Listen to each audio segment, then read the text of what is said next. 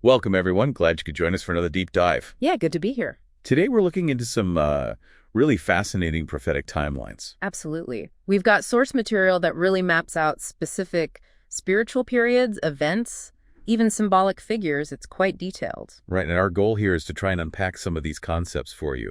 Things like the empty period, what that means. The gathering of firstfruits. Yeah, and the signs the source points to for what it calls the last 1 week.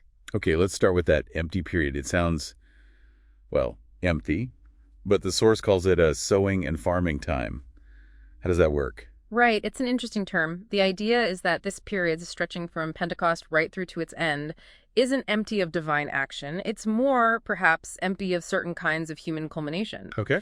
During this time, the Holy Spirit is described as early and late rain, and the focus is on gathering these first fruits. And first fruits isn't just one group. No, exactly. The source identifies several. God's image representing obedience, martyr witnesses who prove truth through sacrifice, and then sons, the bride, and the church. Very distinct roles. And this period, this divine farming time, runs up to AD 2024, according to the source. That's the time frame given, yes. Up to AD 2024. So as that date approaches, what does the source say actually triggers the next big phase? What kicks off these major timeline shifts? It's the gathering of a specific number, 144,000 firstfruits. That signals the end of the empty period. Ah, okay. And that's when the trumpets start sounding, metaphorically or literally. Then the last 1 week begins right as the trumpet festival concludes and the Day of Atonement starts. Which also marks the start of beast rule. That's what the source links it to, yes. And historically, it places Jesus' arrival near the end of the 4th millennium, Adam 3966 or so, calling it the sun's reality. It fits it into this larger cosmic timing. Interesting. Okay, we mentioned the first fruits. Let's zoom in a bit on two specific figures you mentioned, the image of God and the martyr witnesses. What are their specific jobs, so to speak? Well, the image of God, tied to the sixth-day creation, is described as keeping commandments, overcoming death, and having a governing role. Okay, active roles. Very active. And the martyr witnesses, their role is profound. By overcoming death, they prove the truth of the commandments. How does that work? Their sacrifice and victory trigger judgment on a figure the source calls Satan Gerat, leading to the seventh-day Sabbath rest. Their first resurrection is presented as further proof, setting the standard for judgment. Wow, okay. That's quite a role. Now, this leads us towards the last 1 week.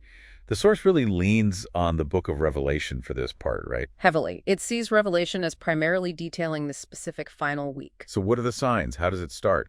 The source interprets the 7 churches as phases of church history. The final phase, Laodicean, representing a sort of lukewarm, self-satisfied state, marks the start of the last 1 week. Laodicean. Okay. Then Jesus breaks the 7 seals, and that releases the end-time signs sequentially. And where are we with those seals now, according to this view? Well, here's a key point the source makes. Despite all the terrible wars in history, the current relative global peace suggests to the source author that the seals haven't been fully broken yet. So there are specific things that must happen first, before Jesus' return, according to the source material. Yeah. Preconditions. Exactly. 2 main ones are highlighted. First, widespread church apostasy, a falling away from the core faith. Okay. And second, the appearance of the son of destruction. This figure will apparently claim divinity right inside God's temple. So those are major, unmistakable events still to come in this framework. Yes, very significant markers that need to occur before the return, according to this interpretation. And AD 2024, it keeps popping up.